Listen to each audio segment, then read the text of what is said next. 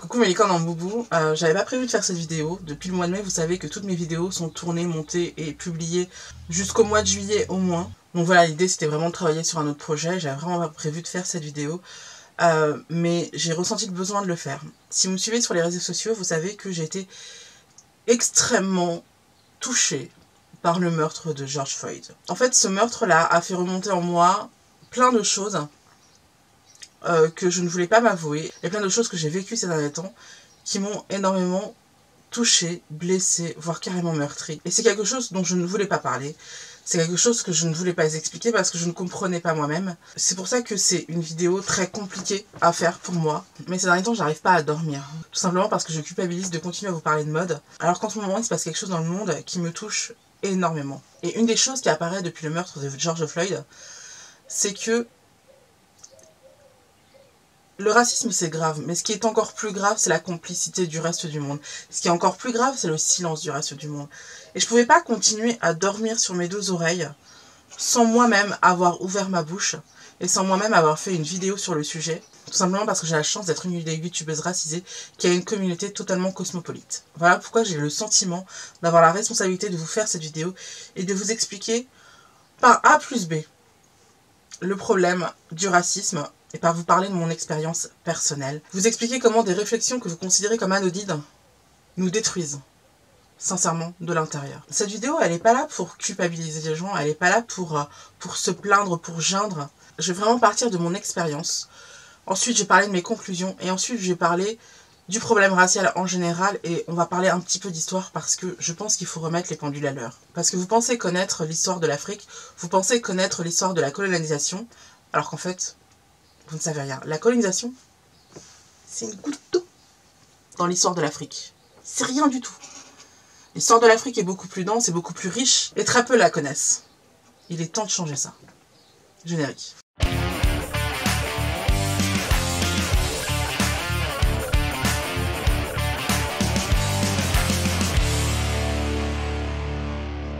Tout d'abord, je tiens à commencer cette vidéo en vous expliquant que rien de ce que je vais vous raconter n'aura le moindre rapport avec ce qu'a vécu George Floyd. Ce qu'a vécu George Floyd est vraiment insoutenable et je comprends même pas pourquoi ça arrive encore en 2020.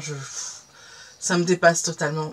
Mais ça explique un certain mécanisme du racisme. Et je peux pas commencer cette vidéo sans définir concrètement ce qu'est le racisme parce que vous pensez connaître le racisme, vous pensez savoir de quoi ça parle le racisme, mais en fait, je me rends compte que quand je parle à des gens non racisés, c'est-à-dire blancs, on va aussi définir le mot racisé. Mais bon, quand je parle à des gens non racisés, je me rends compte que la notion de racisme, en fait, c'est quelque chose de très vague et que les gens ne savent pas, ne comprennent pas vraiment ce que c'est.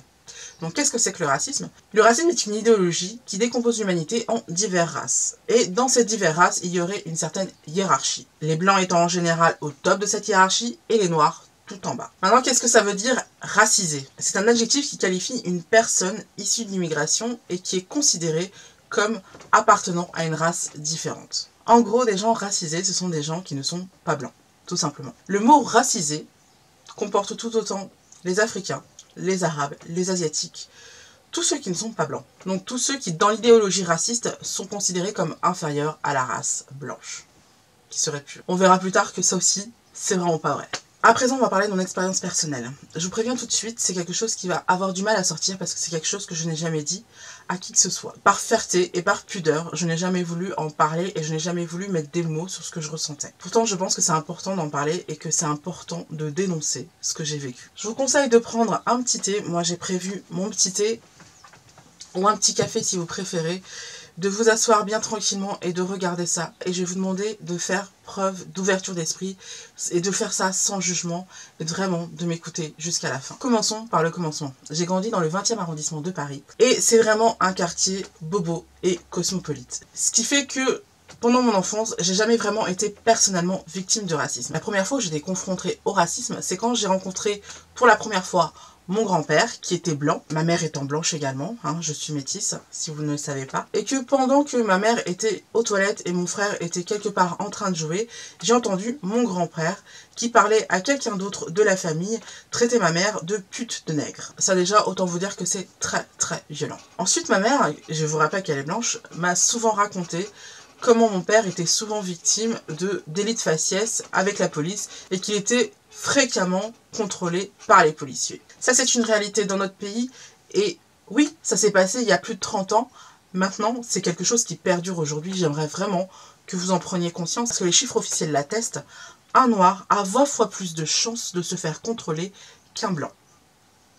Ça, c'est une réalité statistique. La deuxième fois où j'ai été confrontée au racisme, et encore une fois, ce n'était pas à titre personnel, c'est la fois où j'ai vu mon frère totalement paniqué parce qu'il ne retrouvait plus sa CNI. Et quand on lui a dit, bon, c'est pas grave, tu chercheras plus tard, va à l'entraînement, il a encore plus paniqué et dit, non, je ne veux pas sortir de chez moi sans avoir ma carte d'identité. Mon frère s'était fait contrôler juste la veille. Et je suis certaine que ça a un rapport avec son attitude de ce jour-là. Il n'a jamais voulu en parler, il n'a jamais voulu s'expliquer par rapport à ce qui s'est passé, mais je sais qu'il a été traumatisé ce jour-là. Et donc, comme je vous le disais, à ma connaissance, je n'ai jamais été victime personnellement de racisme avant de rencontrer mon ex-compagne. Plantons le décor. Dans les premiers mois qui ont suivi notre rencontre, mon compagnon de l'époque et moi avons été invités à un anniversaire. Au moment du dessert, le père de mon compagnon déclare qu'il veut voter FN.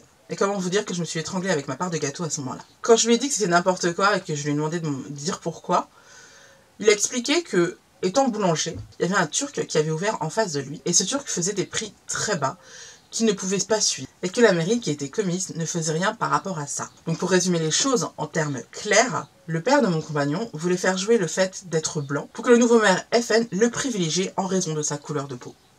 Ce qui est totalement raciste. Et pendant cette soirée-là, personne n'a rien dit pour contrer ce qu'il disait. Bien au contraire. Je me suis retrouvée face à 5 personnes qui défendaient l'idée qu'il était privilégié parce qu'il était français de souche. Alors forcément, à un moment donné, quand le père a dit que de toute manière, le FN n'était plus un parti raciste, j'ai pété un câble et je lui ai demandé s'il n'était pas complètement con. Je ne suis pas fière de cette phrase, mais mettez-vous à ma place.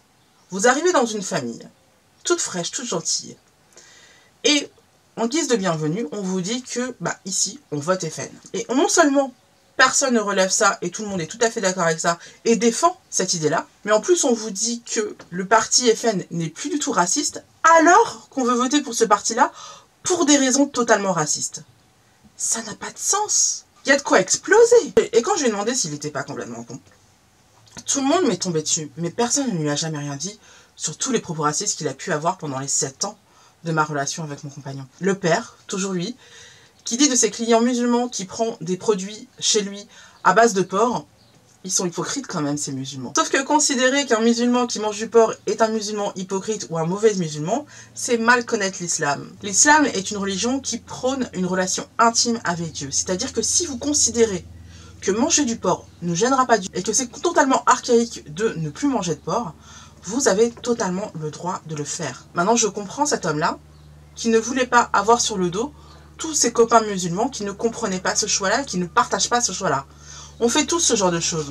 On fait tous des choses en cachette parce qu'on n'a pas envie de s'expliquer sur ce qu'on fait. Et le problème, c'est que non seulement il jugeait une religion qu'il ne connaissait absolument pas de toute évidence, mais en plus, à l'aide de sa petite expérience avec quelques musulmans, il mettait tous les musulmans dans le même panier. Ce qui est raciste. Une autre fois, la mère de mon compagnon de l'époque m'explique qu'elle ne veut plus aller se baigner dans le lac parce que les musulmanes s'y baignent habillées. L'hygiène, vous comprenez? Alors déjà, un lac, ça n'a jamais été très hygiénique, on va pas se mentir. Mais en plus, des gens qui se baignent habillés dans un lac, il y en a toujours eu. Par contre, bizarrement, quand c'est une musulmane, c'est encore plus sale. Une autre fois, alors que j'avais passé la journée à garder sa fille parce que la mère était en train d'accoucher, le beau-frère de mon compagnon a commencé à critiquer ma texture de cheveux. Ce à quoi vous me connaissez, j'ai répondu que je préférais avoir des cheveux crépus que d'être chauve comme lui.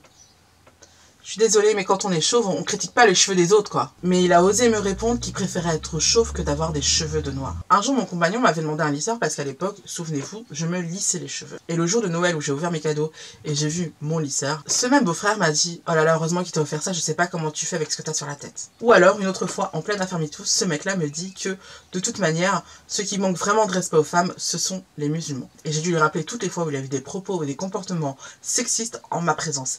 Et croyez-moi, il y en avait un paquet parce que, en plus d'être raciste, il est hyper sexiste. Quant à la sœur de mon ex, c'était le genre de personne qui disait à sa fille « Mais regarde comment t'es habillée, on dirait une manouche. » Ou alors qui disait à son fils « Arrête de faire ton juif en mangeant toutes les chips. » Voilà, le décor est posé.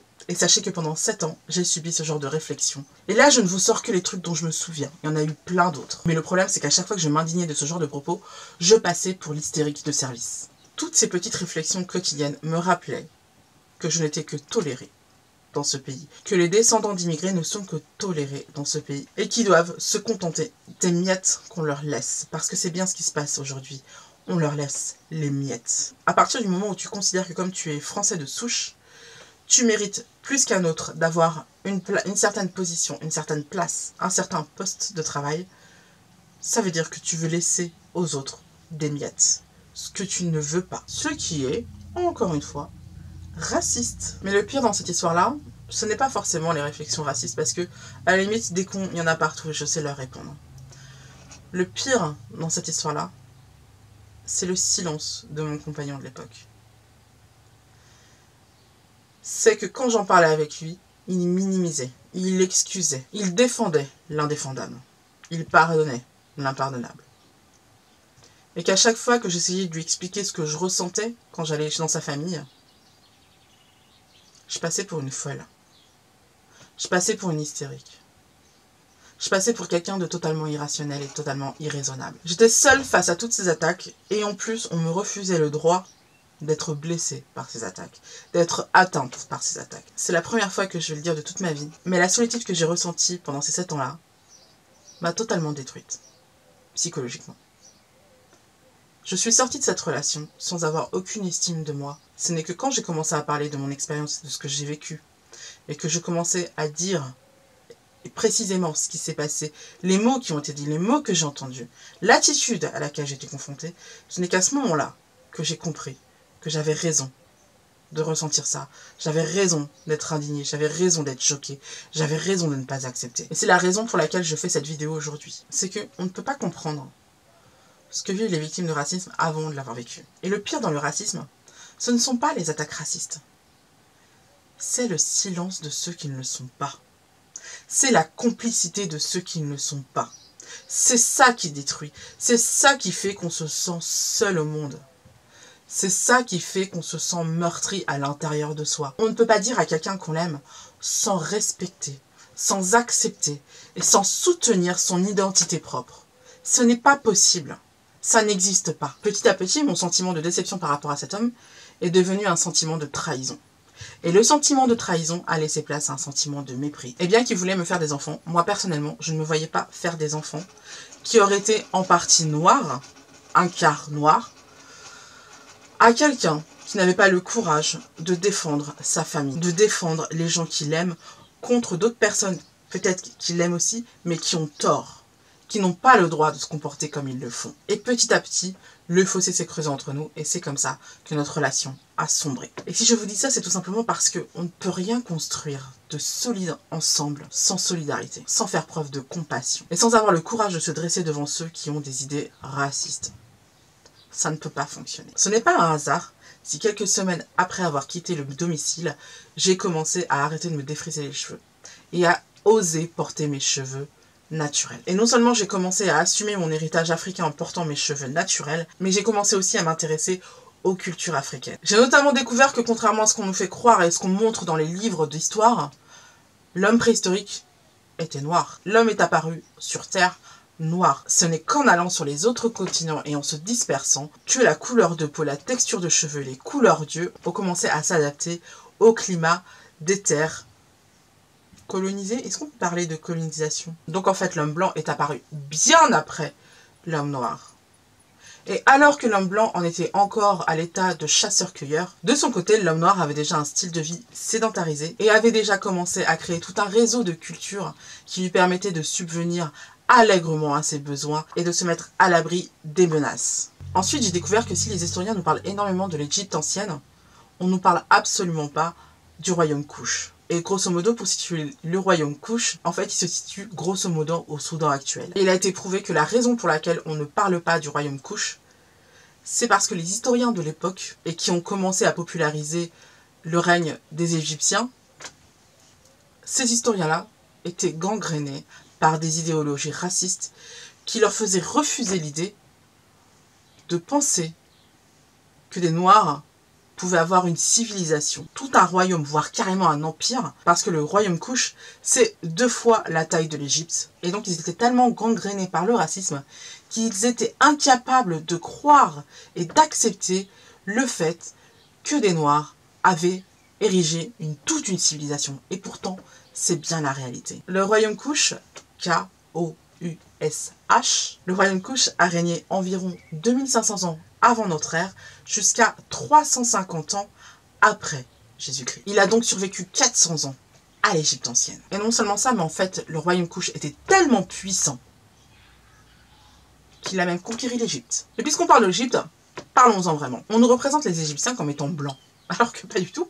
Les Égyptiens étaient bel et bien noirs. Si vous regardez les représentations artistiques de cette époque, qu'il s'agisse de fresques ou de statues, vous pouvez bien voir que les traits des personnages représentés sont négriers. Et la raison elle est simple, c'est qu'en perpétuelle compétition avec le royaume Kush, forcément ces 2 royaumes se sont conquéris les uns les autres et se sont mélangés. Les Égyptiens étaient au moins métissés, voire noirs. D'ailleurs c'est anecdotique, ce n'est pas prouvé et je pense que c'est impossible de prouver, mais certains historiens se posent vraiment la question de savoir pourquoi le sphinx d'Alexandrie a perdu son nez. Beaucoup se demandent si ce n'est pas l'armée de Napoléon qui n'a pas dynamité le nez pour éviter qu'on ne voit que cette grande civilisation admirée de tous, était en réalité une civilisation noire. Et avant de crier au complotisme, je tiens à vous rappeler que l'histoire et l'archéologie ont été créées et ont connu leur essor en plein colonialisme. À cette époque-là, afin de justifier le massacre, le pillage et le viol de l'Afrique, il était indispensable de faire croire aux gens que l'homme noir était inférieur, que l'homme noir n'était pas capable de créer de grandes civilisations,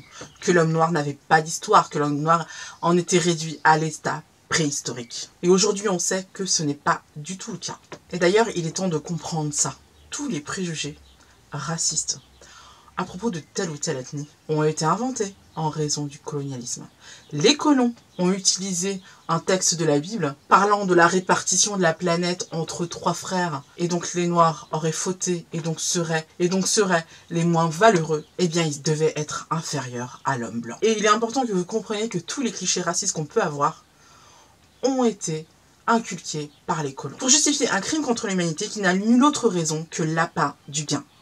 Parce que contrairement à ce qu'on fait croire à nos enfants aujourd'hui, l'Afrique est un pays immensément riche. C'est un pays dans lequel il y a du pétrole, dans lequel il y a des mines de diamants, dans lequel il y a des mines de rubis, dans lequel il y a des mines d'or. C'est un continent immensément riche. Et la raison pour laquelle l'Afrique reste en mauvaise position aujourd'hui s'explique tout simplement par 200 ans de colonialisme et d'esclavagisme. Parce que comprenez bien que quand les colons allaient en Afrique, ils ne se contentaient pas d'attraper tous les pygmées qui croisaient leur chemin. Non, ils prenaient aussi les rois, les reines, les princes, les hauts dignitaires. Alors imaginez qu'en France, toutes les têtes pensantes de la France, tous ceux qui ont fait l'ENA, tous ceux qui ont fait Polytechnique, tous ceux qui ont fait les écoles de commerce, imaginez que toutes ces personnes-là soient retirées du pays. Que ces personnes-là soient soit massacrées, soit réduites en esclavage. Comment le pays ferait pour continuer à fonctionner? Il aurait besoin des colons. Ne me croyez pas sur parole. Cherchez de votre côté. Intéressez-vous au royaume Kush. Intéressez-vous à la colonisation. Intéressez-vous à toutes ces questions qui viennent du passé, mais qui ont une énorme importance aujourd'hui et qui résonnent énormément dans notre société actuelle. Maintenant, vous allez me dire, tout ça c'est le passé. Nous, on n'est pas responsable de tout ça. Et je vais vous dire, vous avez entièrement raison. Et contrairement à ce que dit Marion Maréchal Le Pen, personne ne vous demande de vous excuser d'être blanc. Tout le monde est tout à fait conscient qu'à titre personnel, vous n'êtes pas responsable de la colonisation. En revanche, la France, et nous tous, en tant que citoyens, nous sommes responsables de perpétuer des idées qui justifiaient un crime contre l'humanité. Et vous l'aurez compris, c'est la raison de cette vidéo. Je ne veux plus que nous soyons complices du racisme. Je ne veux plus que nous acceptions le racisme. Et je suis sûre que si vous regardez la vidéo aussi loin, c'est que vous non plus. Indignons-nous. Mettons-nous en colère. N'acceptons plus le racisme. S'il vous plaît, parlez, défendez. Mettez-vous en colère, mettez-vous en rage. Mais n'acceptez plus le racisme. C'est tout ce que j'avais à vous dire aujourd'hui. Je suis extrêmement émue. Et je suis extrêmement contente d'avoir eu la force de faire cette vidéo. Parce que croyez-moi, ce n'est pas de gaieté de cœur. Et ce n'est pas facile de faire cette vidéo. Et je tiens à préciser qu'évidemment cette vidéo sera démonétisée, je le sais. Donc je ne fais pas ça pour surfer sur la vague. Je ne fais pas ça pour être dans la tendance. Je ne fais pas ça pour créer le buzz, parce qu'il n'y aura pas de buzz autour de ça. Prenons tous conscience que si nous ne nous réveillons pas aujourd'hui, que si nous ne changeons rien, que si on ne se révolte pas aujourd'hui, la mort de George Floyd n'aura servi à rien. Si nous ne nous révoltons pas aujourd'hui, dans 2 ou 3 semaines, on se sera habitué à l'idée que les Noirs meurent des mains de la police, alors qu'ils sont censés servir le peuple. Et dans le peuple, il y a aussi des gens noirs. Et vous savez quoi? La plupart des gens sont persuadés qu'on a besoin de la police. La plupart des gens n'ont pas du tout envie de remettre en question la légitimité de la police. La question est, quand l'un d'entre eux se rend coupable d'un crime, qu'est-ce qu'on fait? On laisse faire? On regarde ailleurs? Alors qu'une vie vient d'être prise? Alors qu'un gamin de 24 ans, en pleine forme, a été étouffé? Juste parce qu'il était arrêté? Et qu'on ne sait même pas en plus ce qu'on lui reprochait? Il est temps de demander aux policiers de répondre de leurs actes, mais alors vraiment. Il est temps de créer un organisme à part qui a vraiment le pouvoir d'enquêter sur les policiers qui se rendent coupables de ce genre de bavure. Il est temps que la justice défende son peuple. Aujourd'hui, je demande la justice pour Adama. Et je crois que je ne suis pas la seule à demander la justice pour Adama. Dites-moi en commentaire que je ne suis pas seule à demander la justice pour Adama. Mettez-moi un hashtag justice pour Adama et exprimez tout ce que vous avez envie d'exprimer sur le sujet, c'est important. Par contre, je vous demande de rester poli et courtois. Vous le savez, c'est la règle sur cette chaîne. On n'insulte personne. Et si vous insultez qui que ce soit, je serai obligée soit de vous censurer, soit de vous bannir. C'est tout ce que j'avais à dire aujourd'hui. Je crois que c'est déjà pas mal. Et j'espère que cette vidéo sera vue, que ce que je dis sera écouté, et que je vous ai permis de comprendre quelque chose dont vous n'aviez pas conscience, et c'est normal que vous n'ayez pas conscience de ça, parce que on vous ment, on ne vous dit pas toute la vérité, mais que maintenant que je vous en ai parlé, vous avez pris conscience du problème. Et je vous demande vraiment de ne pas me croire sur parole, et de rechercher par vous-même tout ce que je dis, et de regarder à quel point les cours d'histoire sont incomplets, et ne dit absolument rien sur le fait que les Africains étaient précurseurs en tout sur les Européens. C'est pas Christophe Colomb qui a découvert l'Amérique, c'est en Afrique. Et les premières grandes civilisations ne sont pas nées en Europe, mais bien en Afrique. Sur ce, je vous laisse et je vous dis à samedi pour une vidéo de mode encore. À bientôt.